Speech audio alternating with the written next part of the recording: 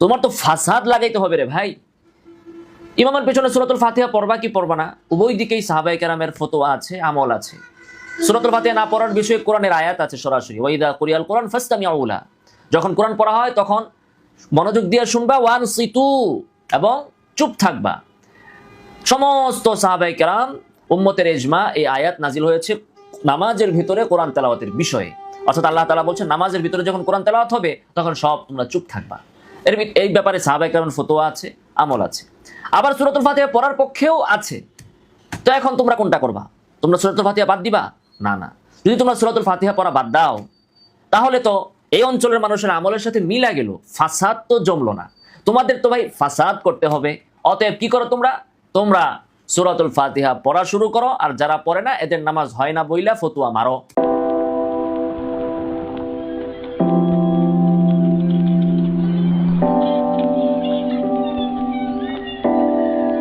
আলহামদুলিল্লাহ ওয়াসসালাতু ওয়াসসালামু আলা রাসূলিল্লাহ, আম্মা বাদ। বাংলাদেশের তথাকথিত সালাফি, আহলে হাদিস, লা মাযহাবি, গায়রে মুকাল্লিদ যারা আছে, এদের সাথে কিন্তু আরব কান্ট্রির যারা সালাফি তাদের সাথে কিন্তু কোনো মিল নেই।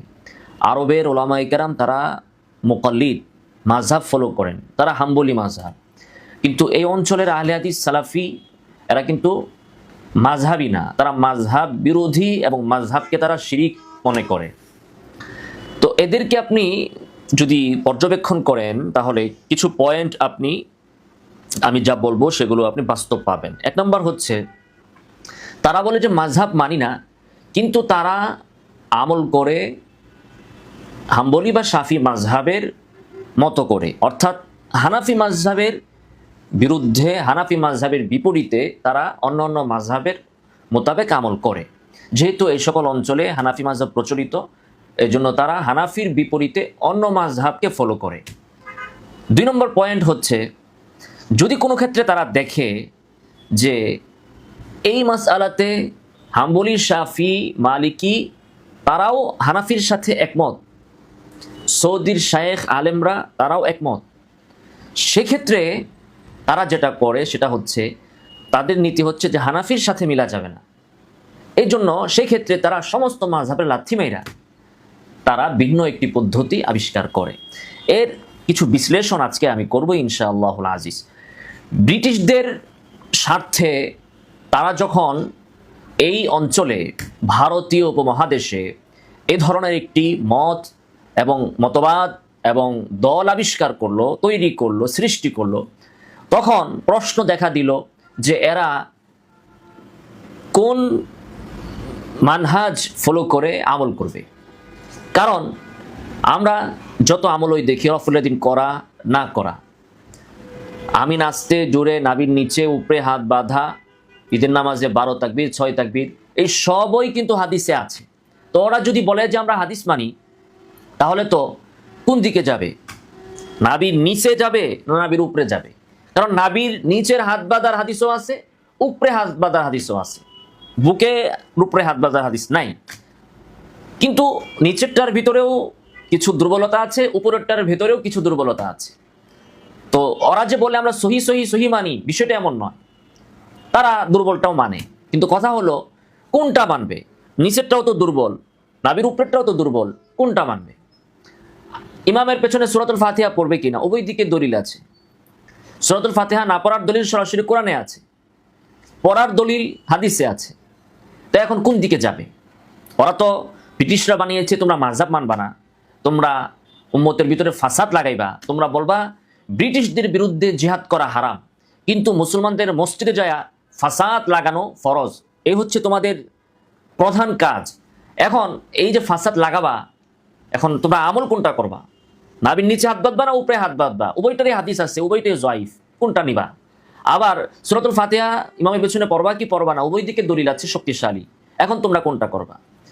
তো ওরা সিদ্ধান্ত করেছে তোমরা করবা হচ্ছে, যেহেতু ফাসাদ লাগাইতে হবে, এই অঞ্চলের মানুষ যা করে তুমি করবা এটার বিপরীত।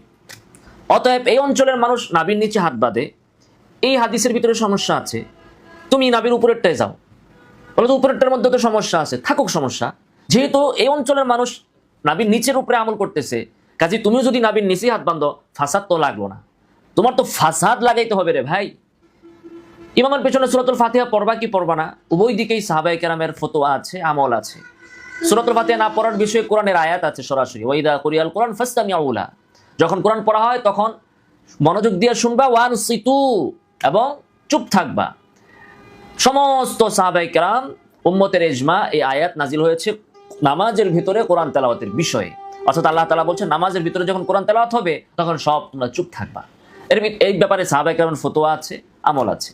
আবার সূরাতুল ফাতিহা পড়ার পক্ষেও আছে। তো এখন তোমরা কোনটা করবা? তোমরা সূরাতুল ফাতিহা বাদ দিবা? না না, যদি তোমরা সূরাতুল ফাতিহা পড়া বাদ দাও তাহলে তো এই অঞ্চলের মানুষের আমলের সাথে মিলা গেল, ফাসাদ তো জমলো না। তোমাদের তো ভাই ফাসাদ করতে হবে। অতএব কি করো তোমরা সূরাতুল ফাতিহা পড়া শুরু করো, আর যারা পড়ে না এদের নামাজ হয় না বইলা ফতুয়া মারো। এ হচ্ছে কাজ। তোমরা ঈদের নামাজে তাকবীর 6টা দিবা না 12টা দিবা?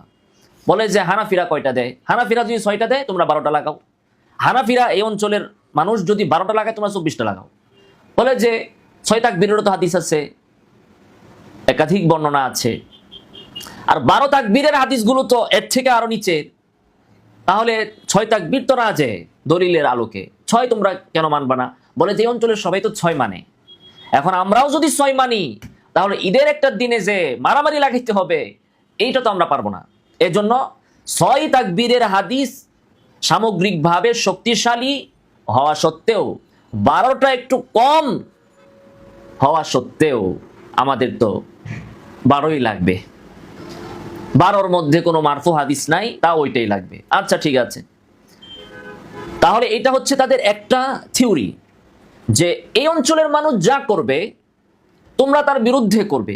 তো এই অঞ্চলের মানুষ যেহেতু হানাফি, তোমরা এখন এর বাহিরে যায় আমল করবে। তো এর বাহিরে আমল করলে সেটা হয়তো শাফির সাথে মিলবে অথবা হাম্বলির সাথে মিলবে। এ হচ্ছে একটা পয়েন্ট।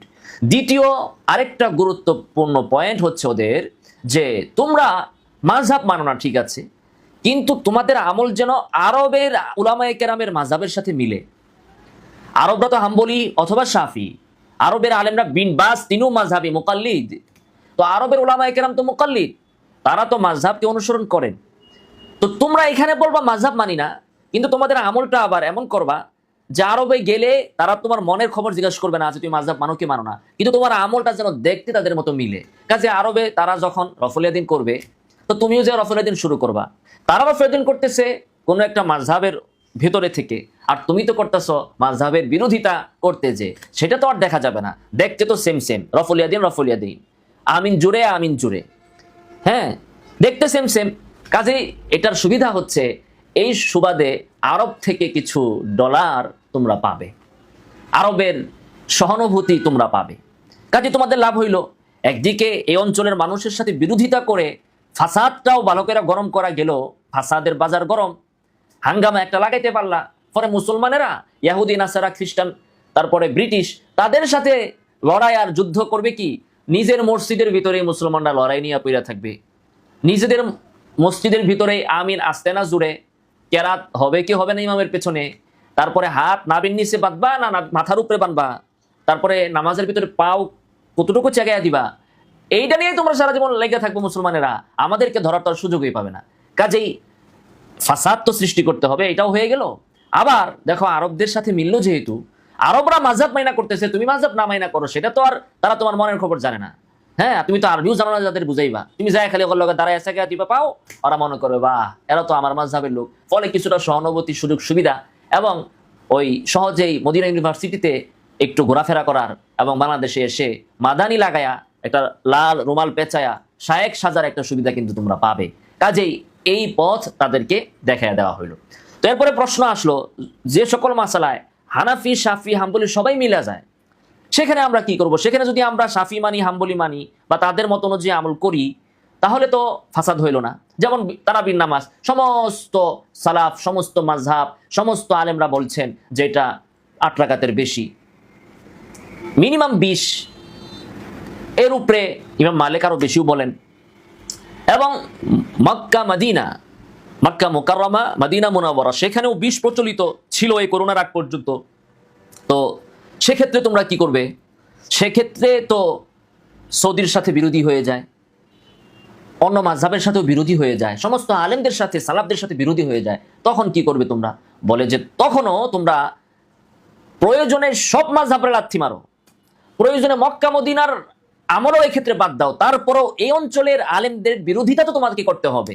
কাজেই যেহেতু এই অঞ্চলে 20 রাকাত প্রচলিত, তো রমজান মাসের মতো একটা মাসে, গুরুত্বপূর্ণ একটা মাসে যদি মুসলমানদের ভিতরে তুমি ঝগড়াই না লাগাইতে পারলা, তো তোমার সৃষ্টি হওয়ার উদ্দেশ্য তো সফল হইল না। কাজে তোমাকে তো রমজান মাসে একটা মারামারি লাগাইতেই হবে রে ভাই। তো কেমনে লাগাইবা? সমস্ত উম্মত 20 রাকাত বলছে, এখন তুমিও যদি বলো 20, তাহলে কেমনে হয়? তো এই ক্ষেত্রে শুধু হানাফির বিরোধী না, তুমি সব বিরোধী করো। লাগলে সৌদি আরবে যেটা আমল করছে ওইটারও তুমি লাথি মারো, মাইরা তুমি বলো তারাবি 8 রাকাত, 20 রাকাত তারাবি বেদাত, 20 রাকাত তারাবি বাতিল, না জায়েজ বলো তুমি, বইলা বাস তুমি শুরু করো 20 রাকাত তারাবি বেদাত। ঠেলাই পড়লে আবার এগুলা বলে যে 20 রাকাত তারাবি আমরা জায়েজ মনে করি। আরে তোদের বাপ আলবানি রেখে গেছে 20 রাকাত তারাবি বেদাত, আর তুই ইন্টার পাস, মেট্রিক পাস, তুই বসে বসে এনে ফতোয়া দেস 20 রাকাত তারাবি জায়েজ। 20 রাকাত তারাবি সুন্নারে তুমি জায়েজের পর্যায়ে নিয়ে আসো, যখন তুমি ওই পেছে পড়ে যাও। আর এমনিতে যায় বইরা বেড়াও লিফলেট, 1 লক্ষ টাকার চ্যালেঞ্জ। ওরা বাংলাদেশে আহলে হাদিস ঢুকছেই এই কথা বইলা 20 রাকাত তারাবি বেদাত না জায়েজ, 1 লক্ষ টাকার চ্যালেঞ্জ, রমজান মাসে মসজিদে মসজিদে মারামারি লাগাইয়া এই মাসালাতেই ওরা বাংলাদেশে ঢুকছে। তো এই হচ্ছে ওদের দ্বিতীয় আরেকটা পয়েন্ট, যে যেখানে দেখবা সবাই এক, এমনকি সৌদিও এক, সেইখানে তুমি লাগলে সবার বিরোধিতা করো, তারপরও হানাফির সাথে কিন্তু তোমাকে একমত হওয়া যাবে না। হানাফি মাযহাবের বিরোধিতা এই অঞ্চলে যেটা চলতেছে এটার বিরুদ্ধে তোমাকে করতেই হবে। তারপরে 3 তালাকের মাসালায় সমস্ত সালাফ খালাফ, 4 ইমাম, সকল মুহাদ্দিস মুফাসসির সবাই একমত, এক মজলিসে 3 তালাক, 3 তালাকই হবে। এক মজলিসে 3 তালাক দিলে 3 তালাকই হবে। এটা একটা গুরুত্বপূর্ণ পয়েন্ট। সবাই এখানে একমত হয়েছে মানুষের পারিবারিক বিষয়, হালাল হারামের বিষয়, সংসারের বিষয়। তো এই জায়গায় তোমার তো বিরোধিতা করতেই হবে, কারোর সাথে মিলে নাই না মিলুক। 4 মাযহাবের বিরুদ্ধে তুমি যাও, তারপরও এখানে হানাফিতে তোমার বিরোধিতা কিন্তু করাই লাগবে। তারপরে নামাজের ভিতরে 5 জায়গায় দাঁড়াও। পৃথিবীতে এমন কোন হাদিস দেখাইতে পারবে না আল্লাহ রাসূল বলছেন নামাজের ভিতরে 5 জায়গায় এক পায়ের সাথে আরেক পা লাগাইয়া দাঁড়াও, এরকম বেয়াদবি।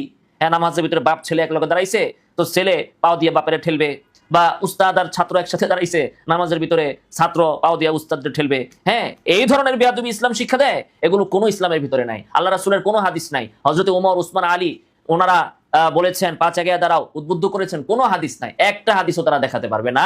এবং 4 মাযহাবের ভিতরে কোনো ইমাম বলে নাই, ইতিপূর্বে কোনো সালাফ বলে নাই যে এভাবে পায়ের সাথে পা মিলিয়ে দাঁড়ানো মুস্তাহাব, সুন্নাহ ইত্যাদি ইত্যাদি। ওরা এই হাদিসকে অপব্যাখ্যা করে, ভুল ব্যাখ্যা করে, ওদের মূর্খতাকে জাতির উপর চাপিয়ে দিয়ে ওরা সমাজকে, জাতিকে বিভ্রান্ত করেছে। আল্লাহ তাআলা এই ফাত্তানদের হাত থেকে আমাদেরকে হেফাজত করুন। আমিন ওয়া আখিরু দাওয়ানা আলহামদুলিল্লাহি রাব্বিল আলামিন।